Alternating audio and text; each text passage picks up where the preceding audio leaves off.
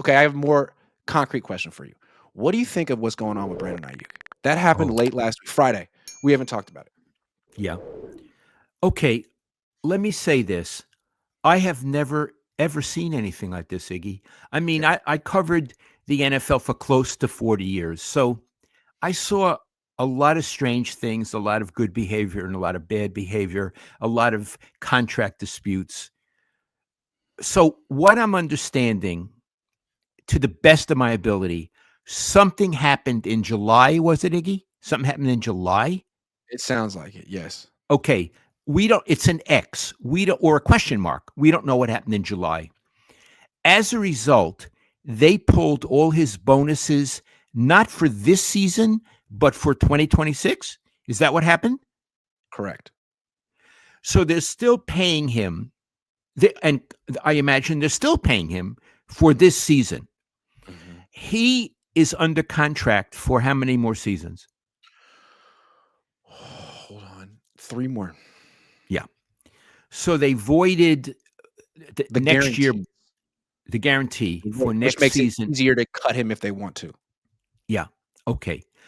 And what's very puzzling is he didn't go to the players union, Mhm. players association, and say, "Will you back me on this? It's not fair." So he accepted it. So there are two unknowns. What did he do, and why did he accept it?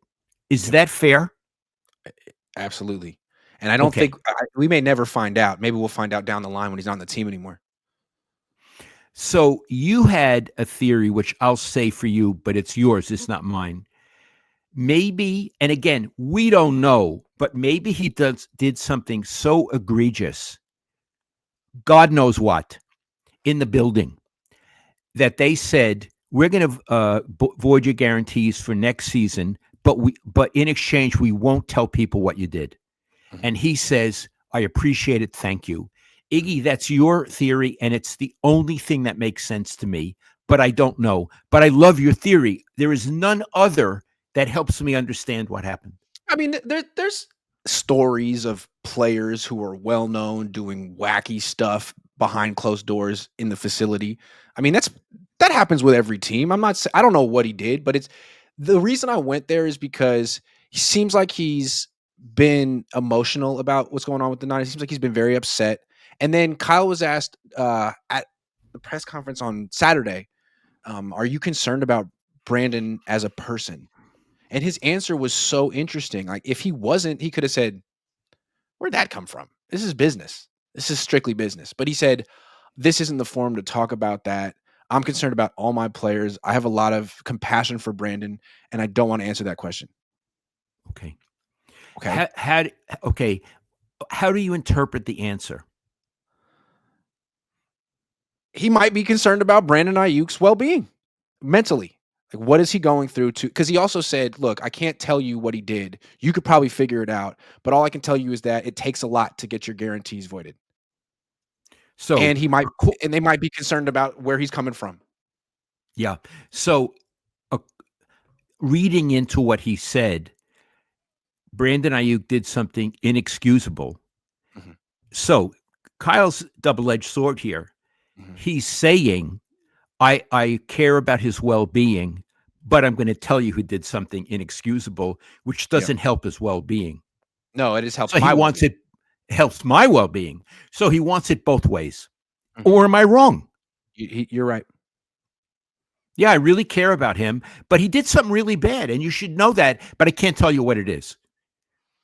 I asked Kyle at the press conference on Saturday, "Do you think it's realistic for a player to wanna to come back and play after his guarantees have been voided?" And he says, "I don't know. I've never been in this situation before." The Niners, it was Ian Rappaport and Jay Glazer. They put out reports this weekend saying, "Hey, the Niners still like Brandon. If he wants to come back and play, they're open to it." Do you think that's where this is going?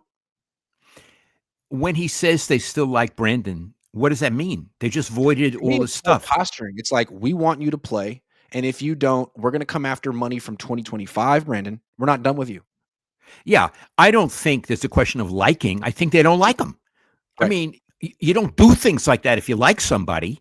So right, they don't like him. But what he may mean is they like him on the field. They want him right. on the field. Mhm. Well, Um, if he goes on the field, first of all, I don't know what his health is, Iggy. I have no idea. But if he goes on the field, is he going to be a happy player? He's going to be a disgruntled player. Do Yes. you want that guy on the field and in the locker room? I don't think so. I I mean, mean, if you is he wanna going win to games, be? no. He's not going to be Mary Poppins in there. No. No. That would be a huge mistake, playing with fire. And again, I don't. Iggy, Yeah. do you think he'll play for them this season? I don't think he'll ever play for them again. I agree. I think he's done. I think Yeah. he's done in Santa Clara. I do. I don't know why. I don't know what went on. And I don't know whose side I take, Iggy. I'm not taking either side because I don't have enough information. I think he's done. And I think they're done with him. Yeah, I do. I think it's too bad that they weren't more transparent, and every week that we asked, "Hey, is, Brandon, are you coming back?" "No, but he's getting close." Yeah. And because Kyle made a point of saying he knew all this since July and he had forgotten, not forgotten, he had put it out of his mind. So when people asked him, he wasn't being transparent. He wasn't being forthright. He could have said,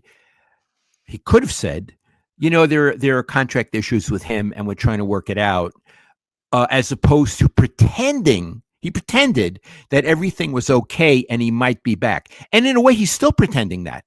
He's still pretending that. I'd like him to be back. Now, do I blame Kyle for that? If I were the head coach of the Niners, I would not tell the media what I didn't need to tell them. I would have done exactly what Kyle did. I would have. I don't like it, but protecting the organization and myself, I would have done it. Also, I think this Ayuk issue is, maybe the first piece of evidence or the first example of Kyle Shanahan losing standing in the organization, because it seemed to me for the first 8 years of his tenure with the Niners, he pretty much had carte blanche. Whatever he wanted, Jed York would ultimately give him. You want an extension for Trent Williams, you want an extension for Christian McCaffrey, here you want an extension for Brandon Ayuk. Parag, John, all of us think that we should trade him. We have multiple trade offers out there, but you want Brandon? All right, well, we'll give him what you say. And they changed their mind pretty fast on that. They voided the guarantees. They're probably going to end up cutting him. And I think Kyle's the one who has to bear the responsibility for this. He's the only reason they're in this situation. It's not like Brandon changed. They always felt that he was a little childish and immature. He was in the doghouse in his second year in the league. Kyle's the one that thought he was worth this and that he could work with him. So this is actually a smackdown, could be a It smackdown of seems Kyle. like it. Yeah, Yeah. quick one. And Iggy, could I say one other thing? And again, I'm not there. I don't know anybody in this organization anymore. But it seems to me we know that as journalists, at most, we know 15% of what goes on with the team. At most. Mhm. Well, here you have chaos with the number one wide receiver. It's the number one wide receiver. There's Mhm. chaos. My feeling about locker rooms is if there's chaos with one player, there's chaos with another or more. Yeah. I don't know. I'm not there. So I am not saying there's chaos in the 49ers. Don't say Lowell said that. I wonder, let's say, I wonder if there's one guy, there's chaos, if there's other issues in that room. And I would look at Juwan Jennings. Yeah, there's been some data points. I mean, even last year they had that Devondre Campbell who blew up and quit on the team, and it seemed like this Yeah. isolated incident, and the Niners acted like he wasn't indicative of their culture, and they handled it. Well, then now you got another player quitting on the team. Or I don't know what you want to call what Brandon Ayuk did this year, but he doesn't want to be on this team anymore. He decided he's out. Campbell decided he's out. Debo seemed like he was freaking out. Now, maybe these guys are all, malcontent jerks and it's their fault and the Niners have a great thing going, but it seems like a lot of people are uh, sick and tired of whatever the Niners have going on. And maybe that's another reason why you need to get rid of the players in their mid 30s and find some young players who work. And I'll tell you something else. Again, I can only read into things I hear.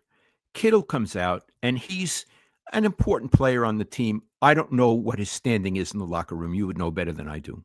Hmm. He comes out and essentially he says, Purdy's coming back. That's a good thing, implying that it's a good thing that Mac Jones is not playing anymore. I'd Right. prefer to have Purdy. Well, how is Yeah. Mac Jones supposed to feel about that? Hmm. I mean, he's just won a lot of games.